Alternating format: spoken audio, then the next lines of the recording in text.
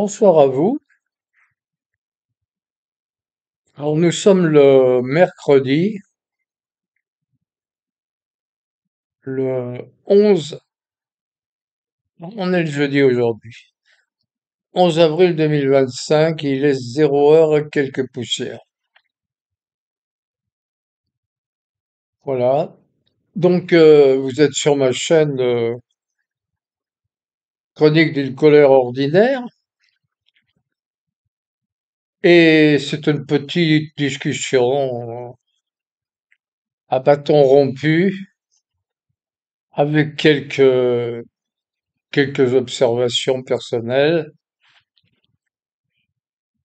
Tout d'abord, je voudrais remercier Jim Leveilleur parce que par son travail, le travail qu'il a fait avec son équipe concernant cette plateforme chi.io là qui est me semble assez remarquable.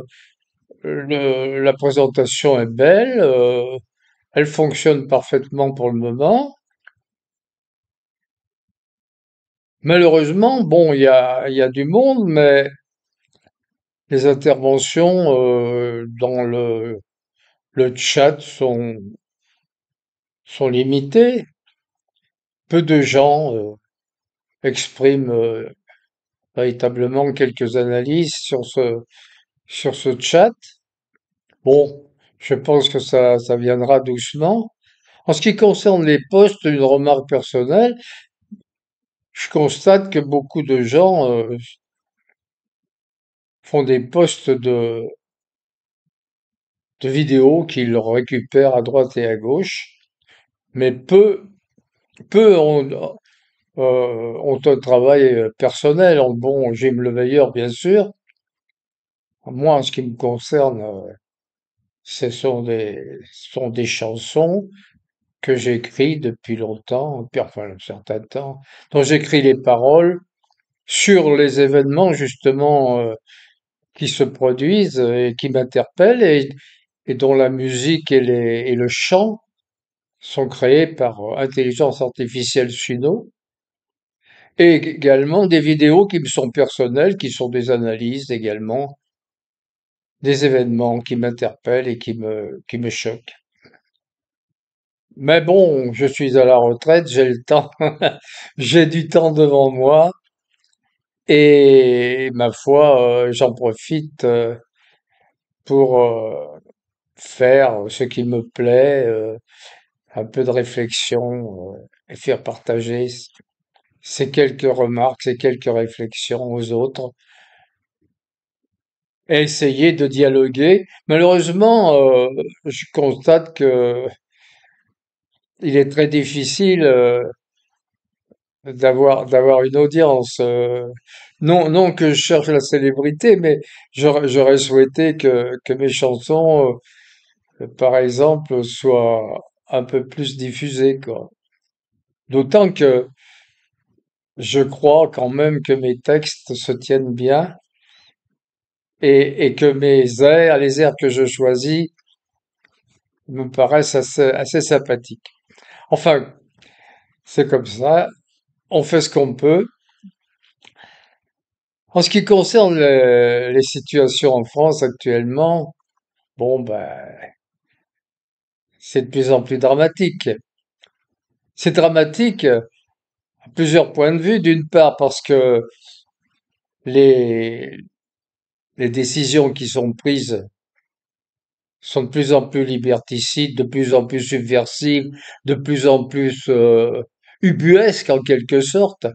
On, la France, quand on se souvient de la France, ne fût-ce qu'il y a 5 ans, avant la fameuse fausse pandémie, et qu'on voit ce qui se passe maintenant, et qui s'aggrave de jour en jour, je dirais de minute en minute, on se dit, mais comment est-ce possible? Et pourtant, quand on réfléchit et qu'on s'informe, on se rend compte qu'en fait, tout ça, c'est un plan qui a été organisé depuis de longues années, depuis longue date. En fait, on peut dire que c'était après la guerre, Après, à partir de 44-45, déjà les États-Unis ont essayé de mettre la France sous tutelle, comme si ça avait été un État vaincu. Et il n'y a que c'est grâce à De Gaulle, bien entendu, qu'on a évité l'âme-gotte. Ils avaient déjà imprimé les billets, des billets verts comme le dollar, marqués francs. Et De Gaulle a réussi, heureusement, à mettre en place les préfets avec tous les réseaux de résistance, etc.